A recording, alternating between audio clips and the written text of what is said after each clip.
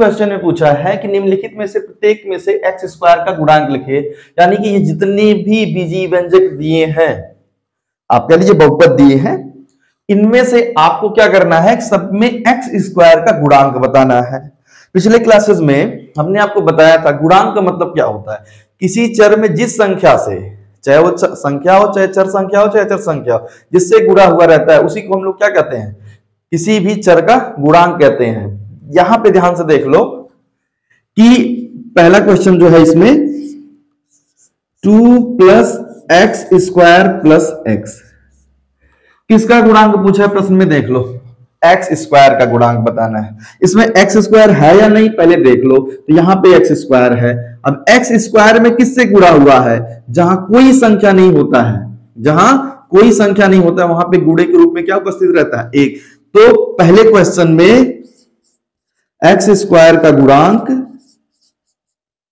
कितना है, +1 है। कितना है, +1 है। सेकंड क्वेश्चन देखोगे तो यहां पे लिखा है 2 minus x square plus x cube, 2 minus x square plus x cube. अब इसमें ध्यान से देखोगे तो एक्स स्क्वायर के पहले माइनस है, क्या है, माइनस है। हमको एक्स क्यूब से नहीं मतलब है क्योंकि क्वेश्चन में ही पूछ रखा है एक्स स्क्वायर का गुणांक, तो एक्स स्क्वायर के पहले माइनस है, यानी कि इसमें किससे मल्टीप्लाई हुआ होगा, -1 से। तो यहां पे सेकेंड क्वेश्चन में 2 minus x square plus x cube में एक्स स्क्वायर का गुणांक -1 होगा।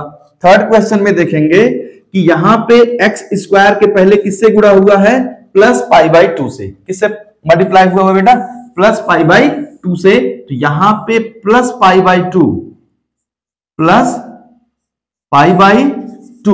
ये हमारा क्या होगा, यहां पे गुणांक होगा। यहां पे इस क्वेश्चन पे ही ध्यान से देखना आप लोगों को, इसमें तो एक्स स्क्वायर है ही नहीं, इसमें एक्स स्क्वायर नहीं है। तो जिस क्वेश्चन में एक्स स्क्वायर ना दिया हो और उसका गुणांक पूछ रहे, क्योंकि प्रश्न में पूछा एक्स स्क्वायर का गुणांक लिखिए और यहाँ पे एक्स स्क्वायर है ही नहीं, तो यदि इस प्रश्न में एक्स स्क्वायर नहीं है, फिर किसी भी प्रश्न में एक्स स्क्वायर नहीं है, कोई चर नहीं है, और फिर भी उसका गुणांक पूछ ले, तो वहां पे उसका गुणांक 0 होता है। तो यहां पे एक्स स्क्वायर का गुणांक क्या होगा, 0 होगा। एक्स स्क्वायर का गुणांक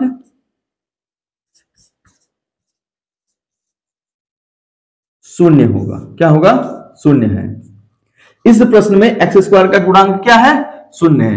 एक्स स्क्वायर का कोएफिशिएंट क्या है इस क्वेश्चन में, 0। गुणांक लिखते समय दो बातों का ध्यान रखिएगा, चिन्ह का कि प्लस का साइन है कि माइनस का, दूसरा चीज वह चर है भी या नहीं।